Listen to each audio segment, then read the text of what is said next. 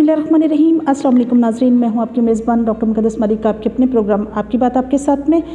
नाज़रीन, आज हम मौजूद हैं बहावलपुर में और हमारे साथ जो शख्सियत मौजूद हैं वो किसी तारीफ़ के मोहताज नहीं। बहावलपुर की अगर हिस्ट्री देखी जाए तो 17 सदी की अगर बात की जाए तो 17वीं सदी में जब दुरानी ब्रेकअप हुआ तो बहावल खान एक ऐसी शख्सियत, एक ऐसे स्ट्रॉन्ग मैन जिन्होंने बहावलपुर की सरज़मीन को एक रियासत का दर्जा दिया और यहाँ आकर आबाद हुए और यहाँ की तमाम मामलात को बखूबी सर अंजाम दिया।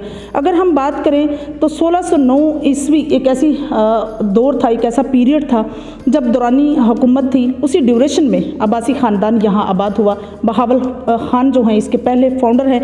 बहमन आबाद इसका पुराना नाम था जिसको बहावलपुर में इन्होंने तब्दील किया। अगर हम इनकी पुरानी हिस्ट्री पर चले जाएं तो हमारे नबी आखिरुज़्ज़मान हज़रत मोहम्मद सल्लल्लाहु अलैहि वसल्लम, उनके चचा हज़रत अबू तालिब अलैहिस्सलाम, जिनके यह कहा जाता है कि वो मौला अली अलैहिस्सलाम के वालिद हैं और कहा भी नहीं जाता, अल्हम्दुलिल्लाह वो हैं।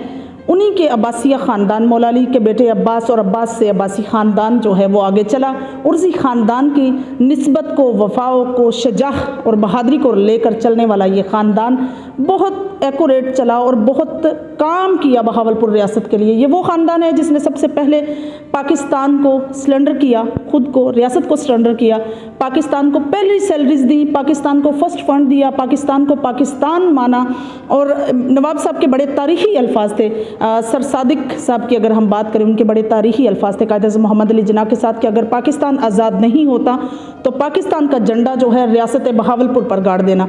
तो आज हम उन शख्सियत के साथ मौजूद हैं। इसी तरह से अगर हम उनकी हिस्ट्री पर बात करें तो नवाब सलाउद्दीन अब्बासी जो इस वक्त नवाब हैं, उन्होंने 5 दफ़ा MNA का इलेक्शन कंटेस्ट किया, अपनी खिदमत सर अंजाम दी, इलाके में सर्विसेज अपने ख़ानदान की लेगेसी को लेकर चले।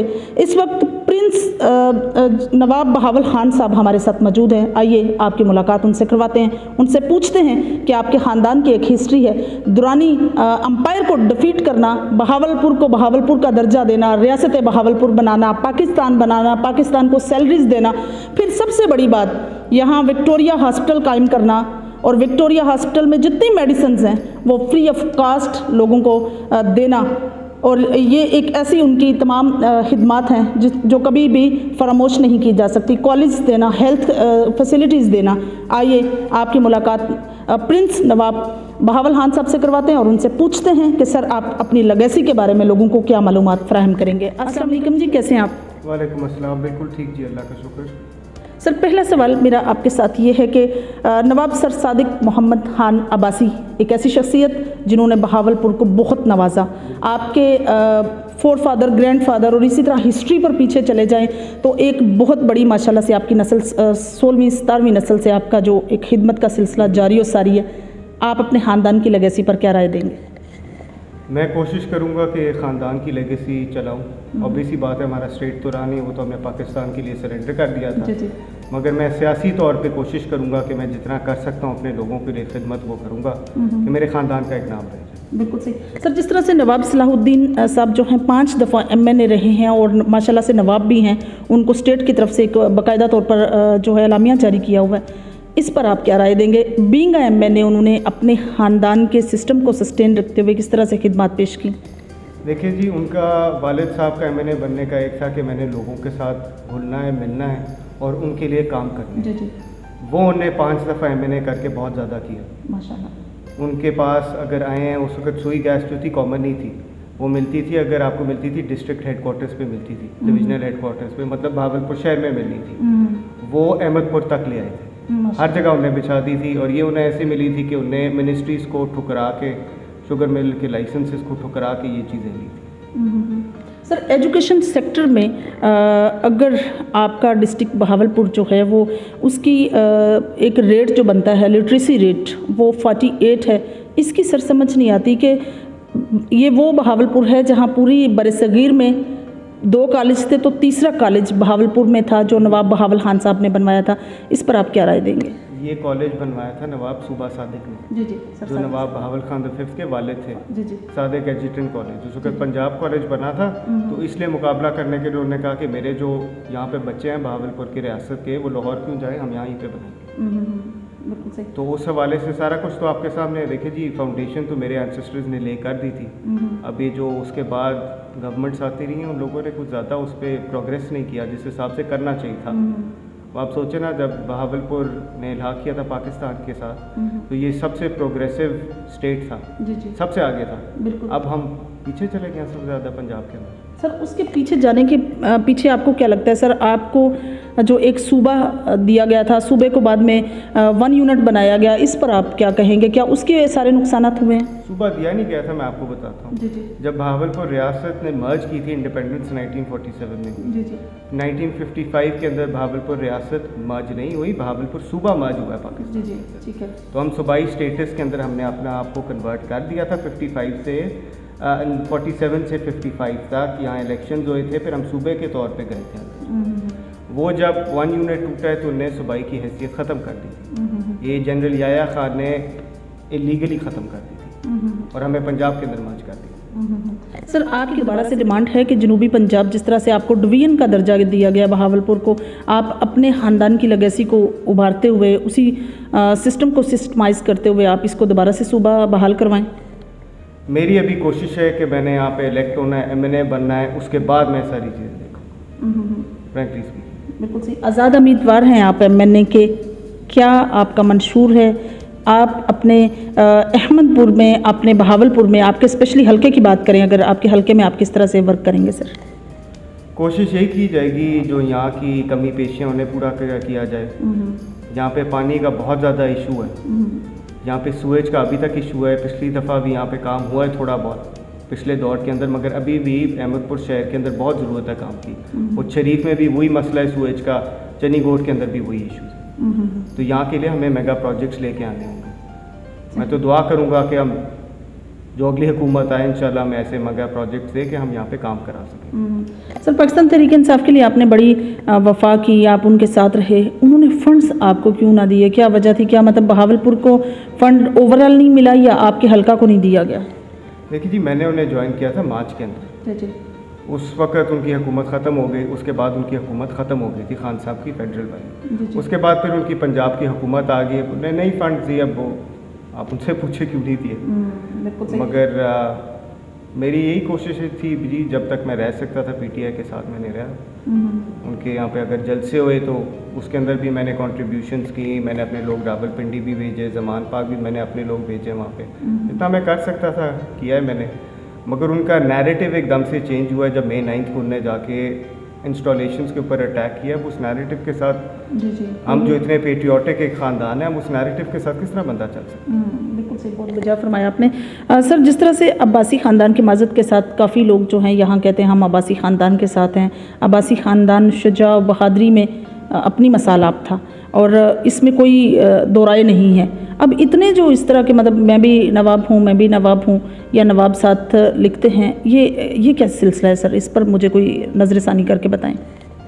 जिसकी मर्ज़ी, अगर अपने घर के अंदर अपने आप को नवाब बुलाता है बेशक बुला ले, मैं रोक तो नहीं सकता ना हर बंदे को जाके ना बुलाओ। मगर लीगल टाइटल जो है वो मेरे वालिद साहब के पास है, वो रिकग्नाइज्ड हैं एज अमीर बहावलपुर, और मैं उनका बेटा हूँ तो मेरा टाइटल प्रिंस का है। हमारे ख़ानदान के ट्रेडिशंस के मुताबिक जितने वालिद साहब के कज़न्स हैं वो सारे हैं साहिबजादे, और उनके जो बेटे हैं वो सारे मियाँ हैं। उसके बाद फिर हमारी जिस तरह ट्राइब थी वो सारे दाद पोतरे हैं। वो अब्बासी नहीं लिखवाते थे, वो उनका टाइटल होता था दाद पोतरा। बिल्कुल सही। सर नवाब साहब की हिस्ट्री में यह है कि एक दफ़ा उनका विज़िट फ़ॉरेन में हुआ तो गाड़ी एक उनको पसंद आई, वो ना मिली, उसी गाड़ी को उन्होंने बहावलपुर में कचरे की सफाई पे और इधर उधर के काम पर लगा दिया। इसकी क्या कहानी है? बस ये अंग्रेज़ों को नीचे दिखाने के लिए उन्होंने कोशिश की थी, परदादा सिंह को नीचे दिखाने के लिए, तो उन्होंने अंग्रेज़ों को फिर जवाब दे दिया। सही। सर कायद मोहम्मद अली जिन्ना का उन्होंने साथ दिया और पाकिस्तान की बेसमेंट में बड़ा अहम रोल अदा किया। As a Pakistani, as a patriotic man, कैसा लगता है आपको अपने ख़ानदान की हिस्ट्री पर? अल्लाह का शुक्र है जी। देखिए, परदादा को फौत हुए हुए, वो 1966 में फौत हुए हैं। जी जी।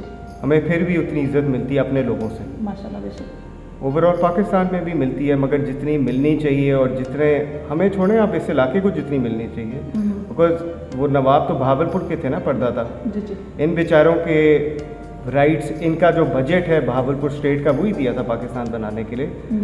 तो पाकिस्तान के लोगों को सोचना चाहिए कि बहावलपुर रियासत की आवाम ने उनके लिए कितना किया, and they should be grateful to them. ये आपको बहुत अच्छी बात आपने की है। सर, मसाइल की अगर बात करें तो आपके पास दरिया सतलुज है जो काफ़ी सालों से बिल्कुल खुश्क पड़ा है, पानी काफ़ी इलाकों में अवेलेबल नहीं है। यजमान से आगे चोलिस्तान की बात करें तो ये एक बहुत बड़ा इशू है।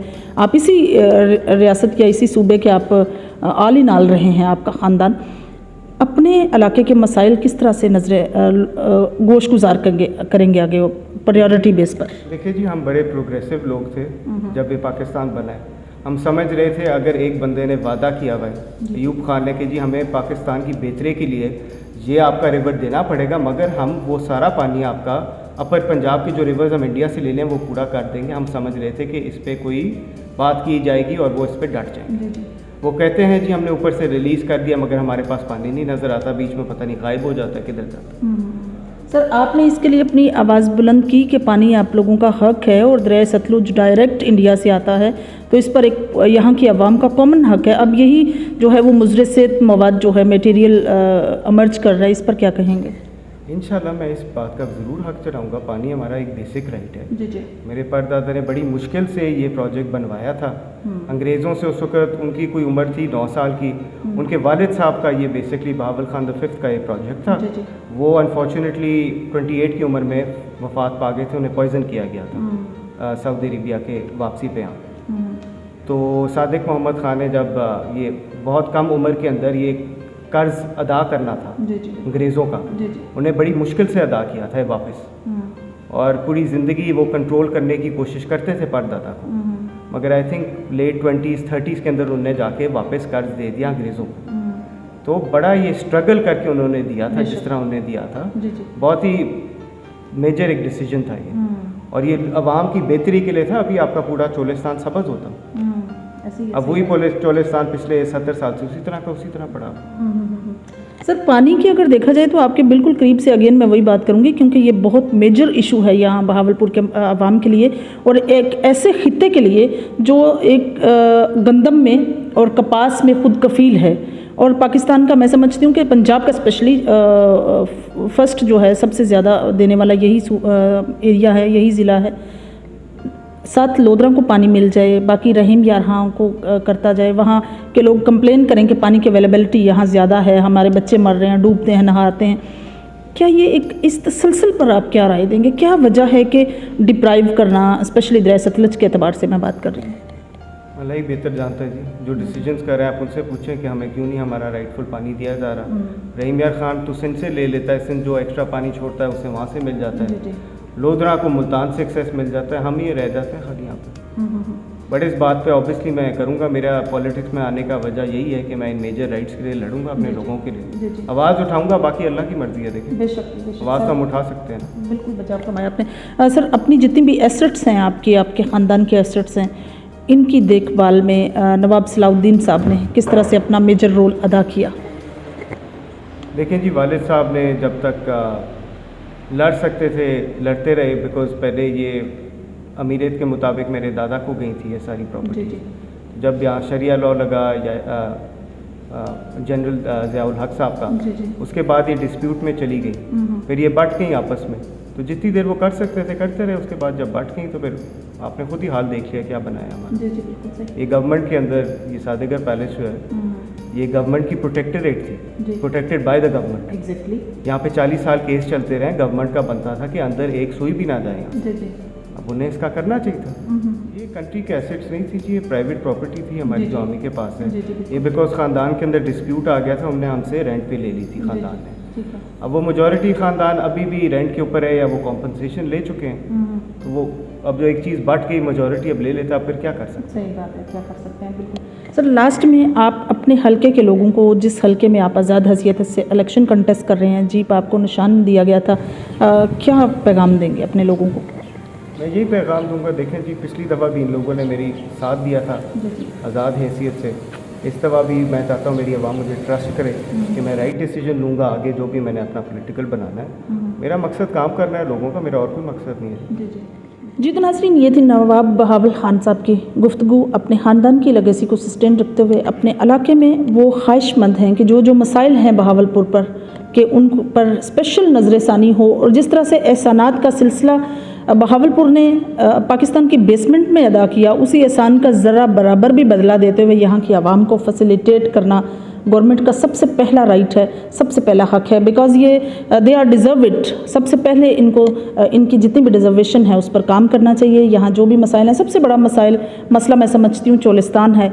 ये एक ऐसा डेजर्ट एरिया है जहाँ के लोग बहुत डिफ़िकल्टी में रह रहे हैं, बहुत परेशान हाल हैं, पानी नहीं है, टेम्परेचर हाई पीक पर होता है और इसकी वजह से खुदा न खास्ता काफ़ी जो इंसानी जानें हैं या लाइव स्टॉक जो है उसमें भी बहावलपुर का बड़ा अहम रोल है। बल्कि इनफैक्ट लाइव स्टॉक की मैं बात मेरे स्किप हो गई माइंड से। लाइव स्टॉक में भी बहावलपुर का एक अपना नाम है, ग्रेस है, यहाँ की वर्थ है, तो उसमें भी ये लोग फिर डिप्राइव हो जाते हैं। तो एनी हाउ इस पर जितना हो सके हमारी तमाम अदारों से गुजारिश है, इस पर नज़रसानी की जाए। इंशाल्लाह मेरी और आपकी मुलाकात होगी फिर किसी नए प्रोग्राम में। तब तक ले इजाज़त चाहती हूँ। अल्लाह हाफिज़।